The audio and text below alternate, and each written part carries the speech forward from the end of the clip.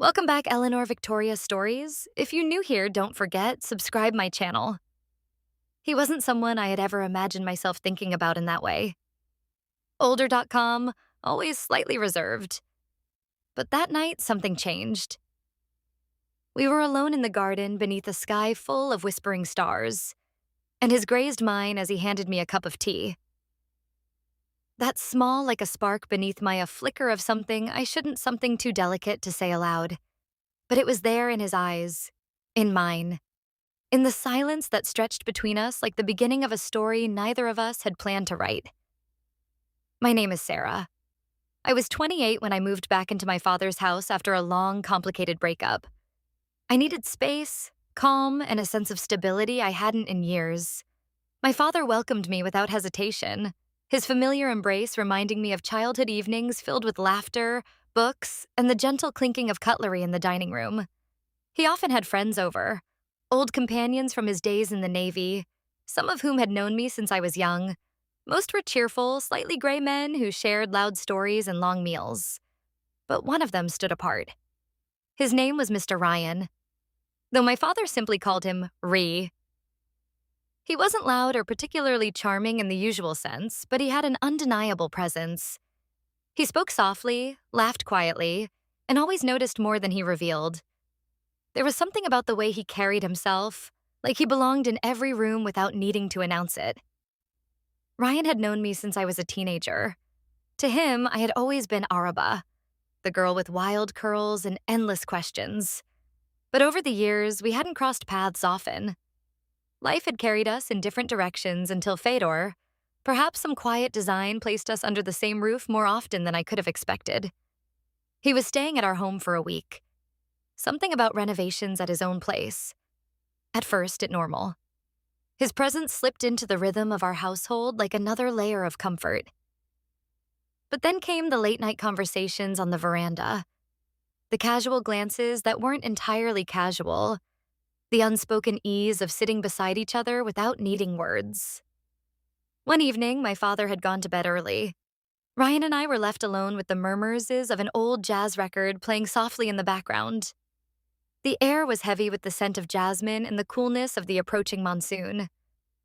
I sat curled on the swing with a blanket, and he sat across from me holding a cup of coffee.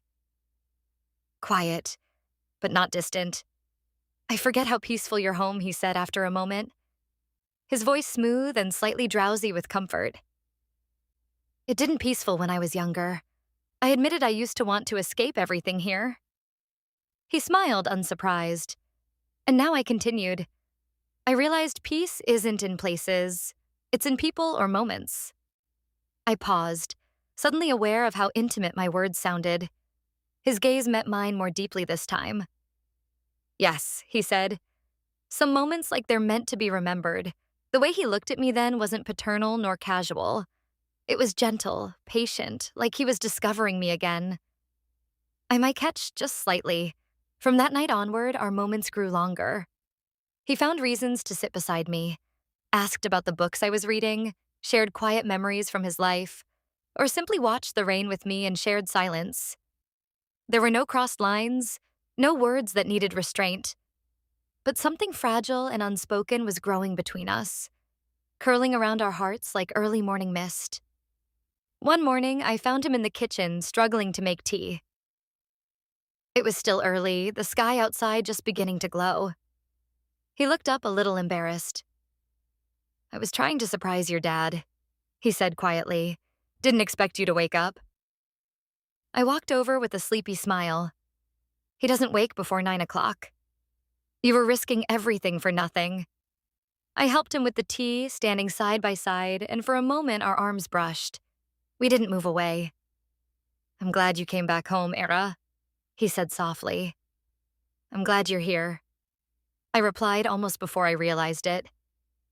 His eyes met mine, and something passed between Usan understanding, delicate yet undeniable.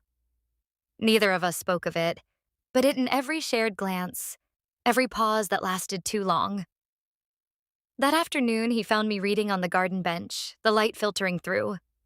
The leaves painted soft golden patterns across the pages. He sat beside me, close enough for our knees to Can I tell you something? He asked, his voice low. Of course, I said, my heart already beginning to race. You've grown into someone remarkable, he said. I don't think you realize the way you carry light with you, like the world shifts to make space for you. I looked at him, stunned into silence. He wasn't someone who spoke with such open vulnerability that he said it so simply meant more than I could explain. Thank you, I whispered, unsure how to steady my. He leaned in slightly. Not me, but close enough that Aya's presence. But I'm afraid, he added, of what this might be, of how it might look. Of your father, I exhaled, finally understanding what had held him back all along. I'm not a child, I said gently, and I've never been more sure of what I. He looked away as though the weight of everything rested on his shoulders. You're right. But I've known you since you were young. This crept up on me. I didn't ask for it. But now that it's here, I can't imagine walking away. I reached out, my hand brushing his. Then don't.